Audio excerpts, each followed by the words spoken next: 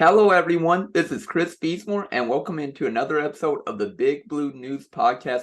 And today I'm joined by three-star defensive back for the class of 2023, Nasir Addison. First off, congratulations on signing your national letter of intent with UK. How did it feel to finally Thank put you. pen to paper?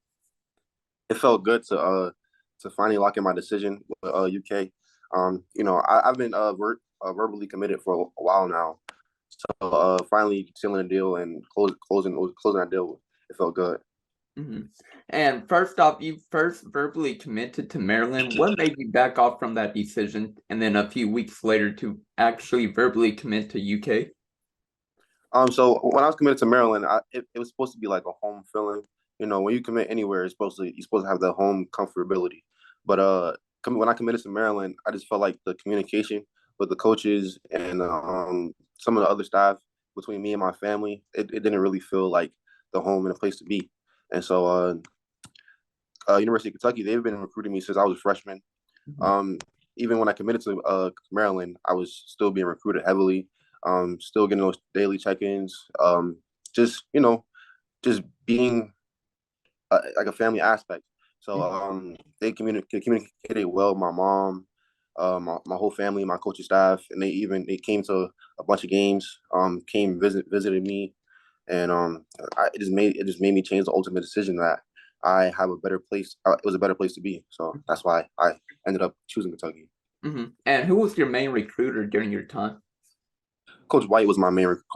Yeah, Coach White. It's Coach White and Coach Woody. Um, the receivers coach and defensive coordinator were both heavily recruiting me. Mm-hmm. Now let's talk about your senior year. How was it? How did your team do this past year?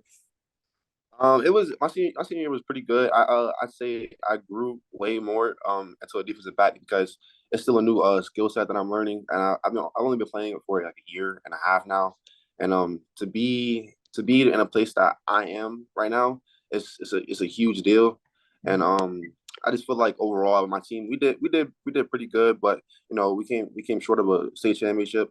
Every year is the same goal to win a state championship, Yeah. but we came up short this time, but you know, the seniors got a chip on their shoulders now to when they go into college that they're gonna take with them. Mm-hmm. And I agree. Everybody's goal is to win the state championship in high school football. I know you played both sides of the football with wide receiver and defensive on the defensive side. What made you actually go, this year for the defensive position instead of wide receiver on the offense? Um, I've always been a defensive guy. Just playing Pop Warner as a kid when I was like 4 or 5.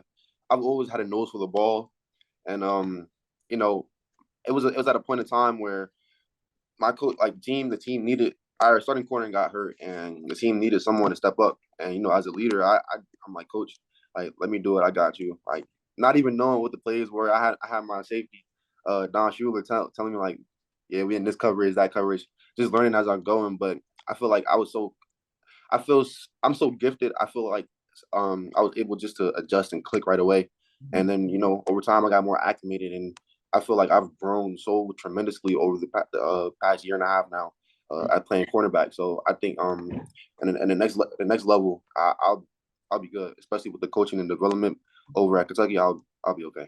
Mm-hmm. And what do you hope to learn from Brad White, maybe your first year being a freshman at UK? Well, being more of a vocal leader, I really I know football wise, someone was probably expecting like a football answer, but me and Coach White, we talk all the time, and being a leader was one of the best things that stood out to me.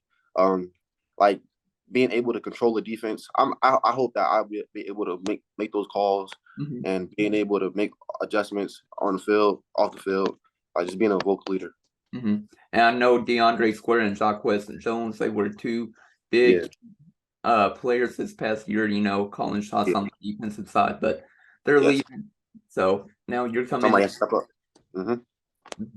All Yeah. right. So now let's talk a little bit more about UK. Are you planning to early enroll at all? Actually, no. I'm gonna probably ended up leaving in May or June. Mhm. I went to early enroll, but my mom made a executive decision that just to relax, to slow down a little bit, just enjoy the last couple months of high school and Mhm. just get that.